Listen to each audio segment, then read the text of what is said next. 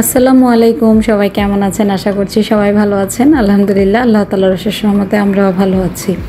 এই ভিডিওগুলো শ্যুট করা ছিল যখন আমার মেয়ে হসপিটালে ছিল, তখন মেয়ের পাশে কাউকে বসিয়ে রেখে তারপর যে সময়টুকু পেতাম সেই সময়টুকুতে রান্নাবাড়া করে আবার হসপিটালে নিয়ে যেতে হতো আর কি। তো কিছু বাজারও করেছিলাম, সেগুলো কালকে ফ্রিজে রেখে দিয়েছি। আজকে সুন্দরভাবে সবগুলো বাজার গুছিয়ে নিব।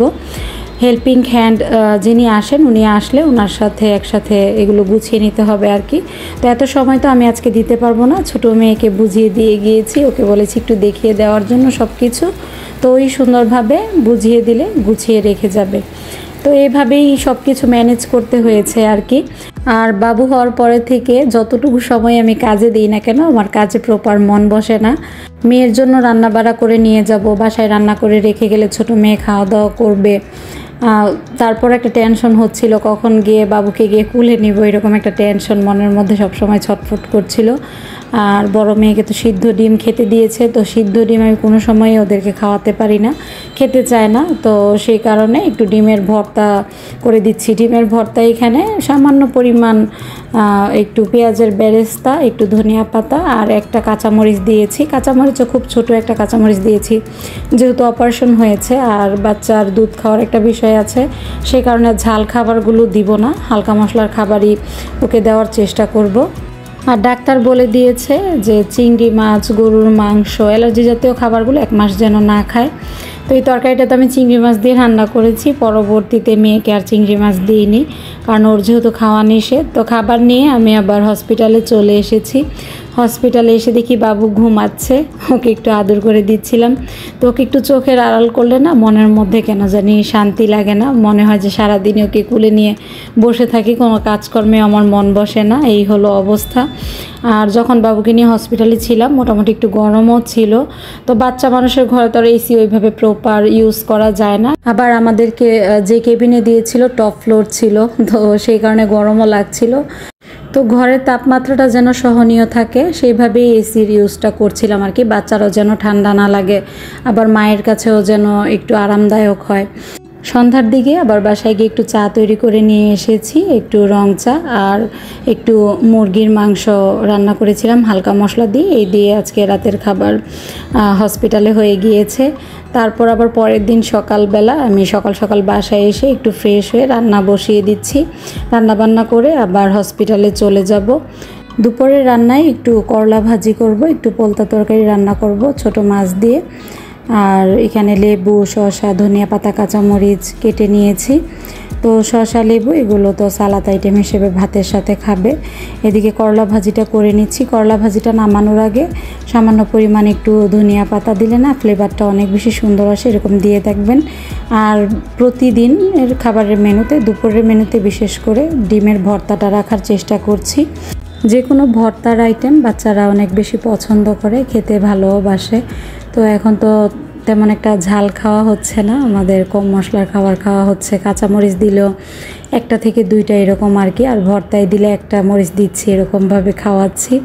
পোলতা, ঝিঙা এগুলো দেখবেন যে একটু চিংড়ি মাছ দিয়ে খেলে কিন্তু ভালো লাগে। আর চিংড়ি মাছ বাজার থেকে নিয়েও এসেছিলাম, কিন্তু চিংড়ি মাছ যেহেতু বাচ্চার খেতে নিষেধ দিয়েছে সেই কারণে আর বাচ্চার জন্য রান্না করিনি। ছোট মাছ দিয়ে বা রুই মাছ দিয়েই বাকি তরকারিগুলো রান্না করছি। হসপিটালের 3-4 দিন আমাদের এইভাবেই কেটেছে ব্যস্ততার মধ্য দিয়ে। তো হসপিটাল থেকে অলরেডি মেয়েকে রিলিজ দিয়ে দিয়েছে, আমরা বাসায় চলে এসেছি। তো মেয়ের জন্য এখানে কিছু মেডিসিন ছিল, সেগুলোই আনতে গিয়েছিলাম। আর সবসময় এখন ঘরে কোনো না কোনো নাস্তার আইটেম বা কোনো স্ন্যাক্স আমাকে রেডি রাখতে হবে, কারণ যেহেতু ঘরে ছোট বাবু আছে, যদি বাবু বেশি কান্নাকাটি করে, বিরক্ত করে, যেন ইনস্ট্যান্ট কোনো খাবার থাকলে সেটা খেয়ে নেওয়া যায়। কারণ রান্না বাড়ারও একটা সময় আছে, দেখা যায় যে অমনোযোগী হয়ে কিন্তু কোনো কাজকর্ম ঘরের করা যায় না। আর বাচ্চার কষ্ট হোক এটা আমি কোনো সময় যাব না যে আমি বাচ্চাকে কষ্ট দিয়ে কোনো প্রকার কোনো কাজ করি। তো সেই কারণে বাচ্চার সব রুটিন মেনটেন করে ঠিক রেখে বাকি কাজকর্মগুলো করার চেষ্টা করছি। আর রান্নাবাড়া শেষে এদিকে রান্নাঘরটাকে সুন্দরভাবে পরিষ্কার করে নিচ্ছি। 3-4 দিন যেহেতু বাসায় ছিলাম না, একটু তো ঘর অপরিষ্কার হয়েছে, তো সেগুলো এসে গুছিয়েছি। যেহেতু ছোট বাবু ঘরে নিয়ে আসবো, সেই কারণে বাবুকে আনার আগের দিনই ঘর সম্পূর্ণ ঝেড়ে পরিষ্কার করে বিছানার চাদরগুলো চেঞ্জ করে তারপর বাসায় উঠিয়েছি। মা আর বাচ্চাকে যেন কোনো প্রকার কোনো ধরনের ময়লা বা কোনো ধরনের কোনো ত্রুটি না থাকে। আমি যতটুকু পারছি ততটুকু গুছিয়ে করার চেষ্টা করছি আর কি। আর আনন্দও লাগছে, বিশ্বাস করেন আমার মন থেকে একটু কষ্ট লাগছে না, কারণ আমার ছোট বাবুকে দেখেই না মন ভরে গিয়েছে। ওকে যখন চোখের সামনে দেখি আমার মনটা এমনিতেই আনন্দে ভরে যায়। আর ওর জন্য যদি সারাদিন আমি পরিশ্রম করি, আমার মনে হয় না বিন্দুমাত্র আমার কাছে খারাপ লাগবে।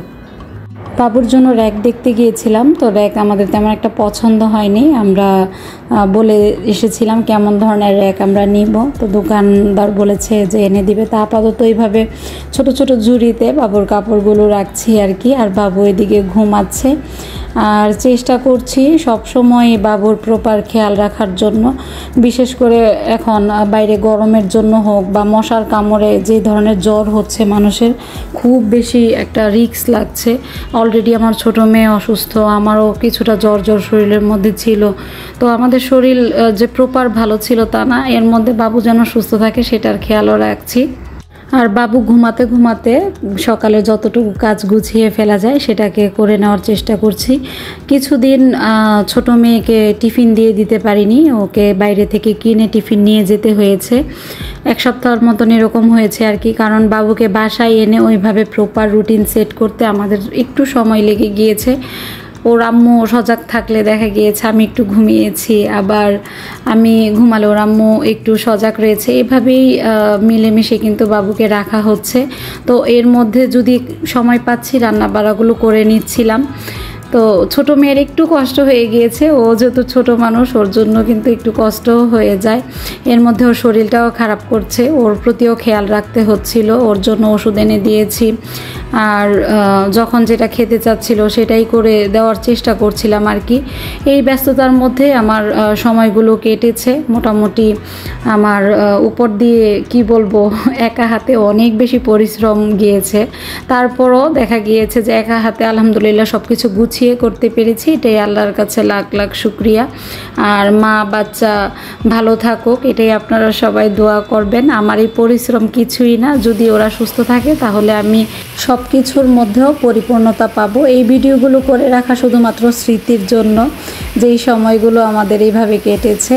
তো রাতের দিকে একটু রোস্ট রান্না করে নিচ্ছিলাম, কিছু বিরিয়ানি আছে ফ্রিজের মধ্যে, চিন্তা করলাম যে বিরিয়ানিটা গরম করে দিব আর একটু রোস্ট রান্না করে নিই। রোস্টটা একদম সিম্পলি রান্না হয়ে যায়, আর আমার কাছেও মনে হয় যে খুব তাড়াতাড়ি একটা রান্না, বাচ্চারা অনেক বেশি পছন্দ করে।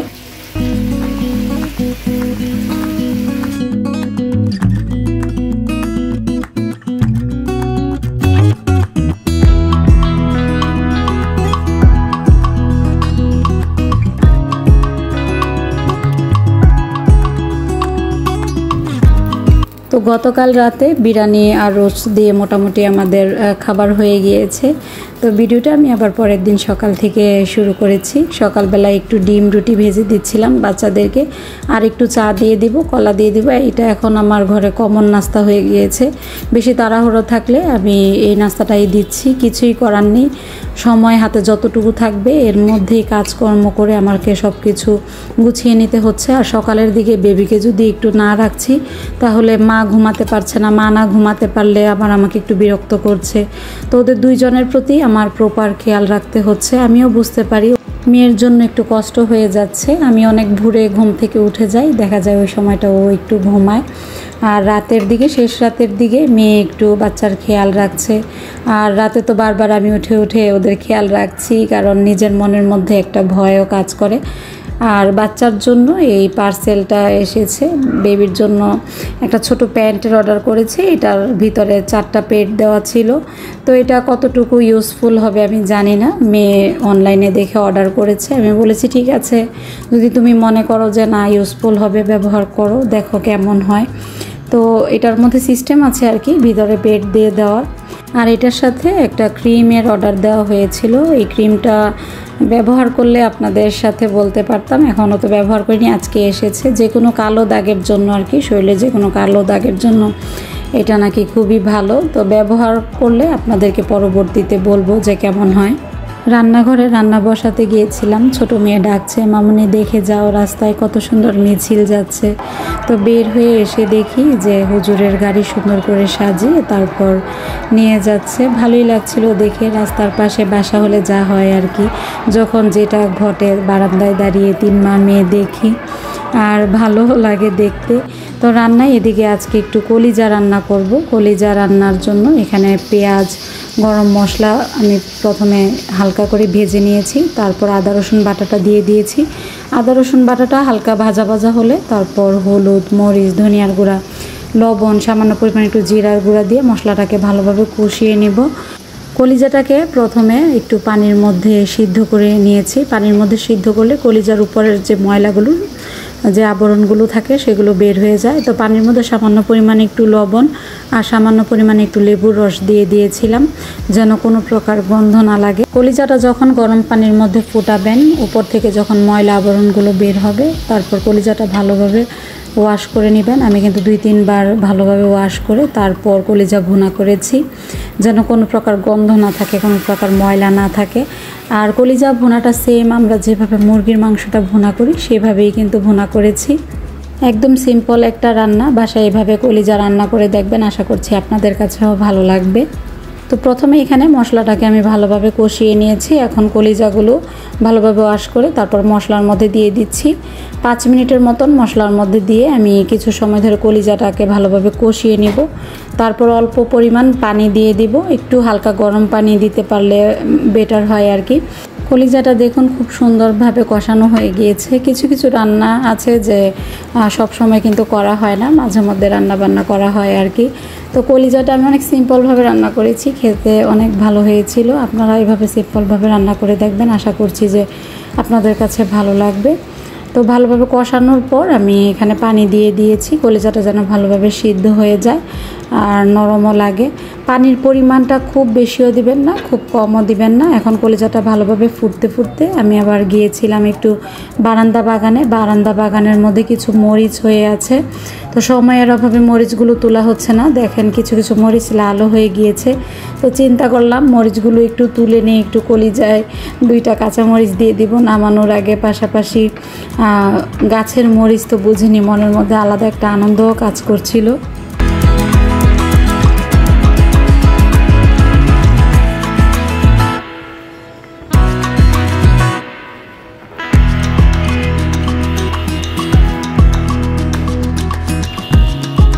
মরিচগুলো যখন তুলছিলাম তখন বিশ্বাস করুন মনের মধ্যে অনেক আনন্দ লাগছিল, একদম আমার হাতের মুঠটা ভরে গিয়েছিল, হাতে আর জায়গা নিচ্ছিল না। তো মরিচগুলো আমি আবার আলাদাভাবে রেখে তারপর আবার এসে চেক করছিলাম গাছে আর কিছু মরিচ রয়ে গিয়েছে কিনা।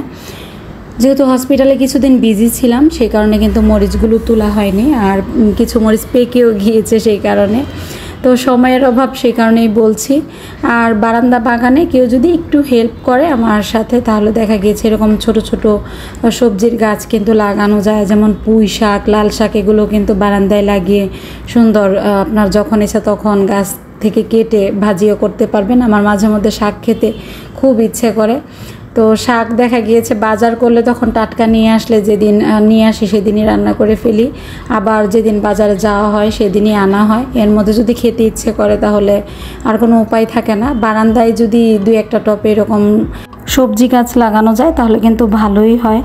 আর মরিচ গাছ থেকে কিন্তু ধাপে ধাপে অনেকগুলো মরিচই পেয়েছি, এর আগেও কয়েকবার মরিচ গাছ থেকে মরিচ পেরেছি, তো ভালোই লাগছিল।